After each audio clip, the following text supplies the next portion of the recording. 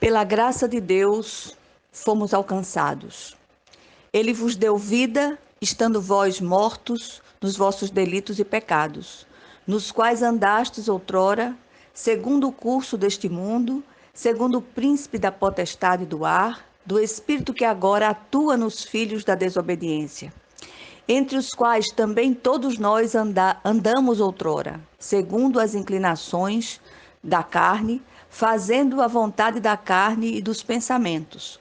E éramos, por natureza, filhos da ira, como também os demais. Mas Deus, sendo rico em misericórdia, por causa do grande amor com que nos amou, e estando nós mortos em nossos delitos, nos deu vida juntamente com Cristo. Pela graça sois salvos, e juntamente com Ele nos ressuscitou e nos fez assentar nos lugares celestiais em Cristo, para mostrar nos séculos vindouros a suprema riqueza da sua graça em bondade para conosco em Cristo Jesus. Porque pela graça sois salvos, mediante a fé, e isto não vem de vós, é dom de Deus, não de obras, para que ninguém se glorie.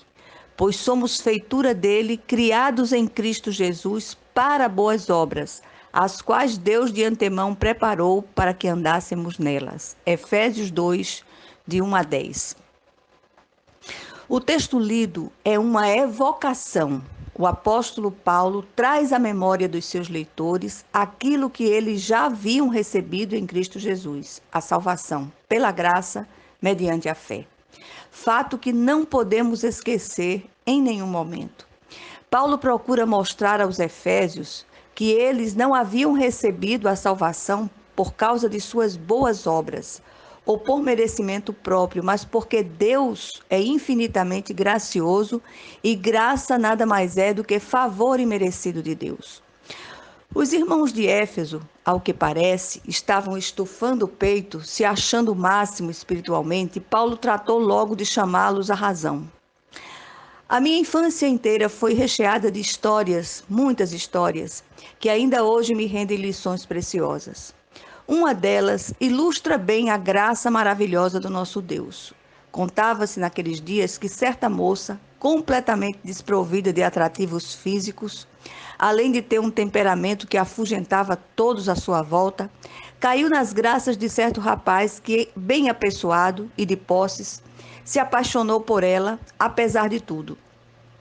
Casando-se com ela e lhe dando uma vida de rainha, mesmo tendo alcançado aquele favor, ela de nenhum modo tratava seu marido com carinho ou gratidão.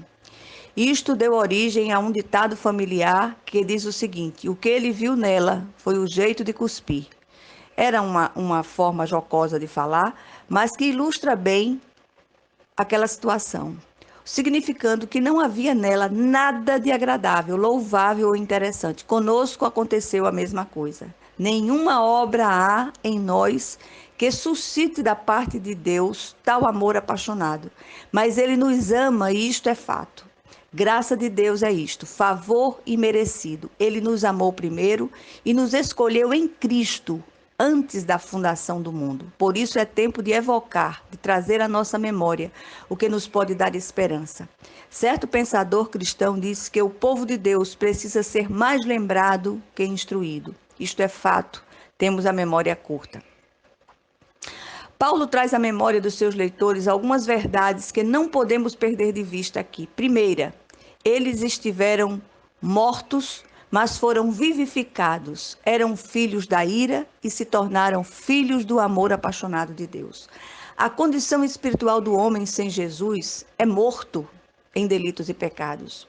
Se o homem não for alcançado pela graça salvadora de Deus, permanecerá encerrado em seus delitos e pecados e acabará experimentando a segunda morte, que é a eterna separação de Deus.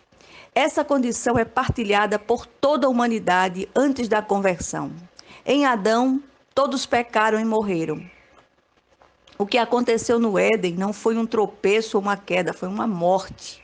Em Adão morremos todos, contudo, em Cristo, os que creem são vivificados. Segunda, o Senhor nos alcançou, apesar de nós, e nos colocou em posição privilegiada. não são as obras que salvam, mas a graça de Deus mediante a fé em Cristo Jesus.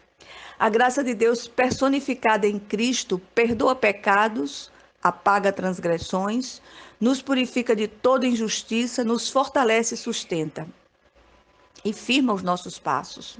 O Senhor nos salvou, nos resgatando do reino das trevas, nos transportou para o reino do Filho do seu amor e ainda nos fez assentar nos lugares celestiais com Cristo. Isso significa autoridade. Este lugar é o lugar dos bem-aventurados, dos que gozam de altos privilégios. Não foi por obras para que não nos gloriássemos.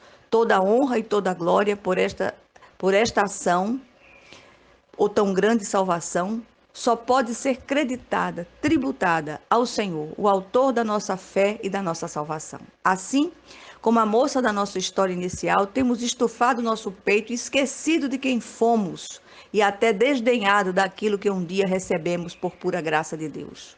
Terceira, as obras são uma consequência da salvação, não a sua causa. Elas são consequência e nós não podemos perder de vista isso. Produto não fator determinante. Por boas obras entendemos não apenas caridade e a mutualidade, mas sobretudo o evangelismo, para que outros alcancem o que já alcançamos em Cristo. A nós foi confiado o ministério da reconciliação. Sejamos canais dessa reconciliação. Assim fomos salvos pela graça, mediante a fé em Cristo Jesus. Contudo, a nossa salvação custou um alto preço, pago por Cristo na cruz do Calvário. Por isso, precisamos ter sempre em mente que um dia fomos filhos da ira e da desobediência, estávamos mortos em nossos delitos e pecados, mas fomos alcançados pela graça de Deus e por ela vivificados. Que o Senhor nos alcançou, apesar de nós, e nos colocou em posição privilegiada de autoridade, assentados nos lugares celestiais em Cristo Jesus. Que as boas obras não são a causa da salvação, mas são consequência dela. E que precisamos trazer à memória aquilo que Deus já fez por nós, a salvação em Cristo. E não tratar desdenhosamente o autor da vida, como fez a moça da nossa história. Que o Senhor nos ajude a discernir essas coisas, em nome de Jesus Cristo. Amém.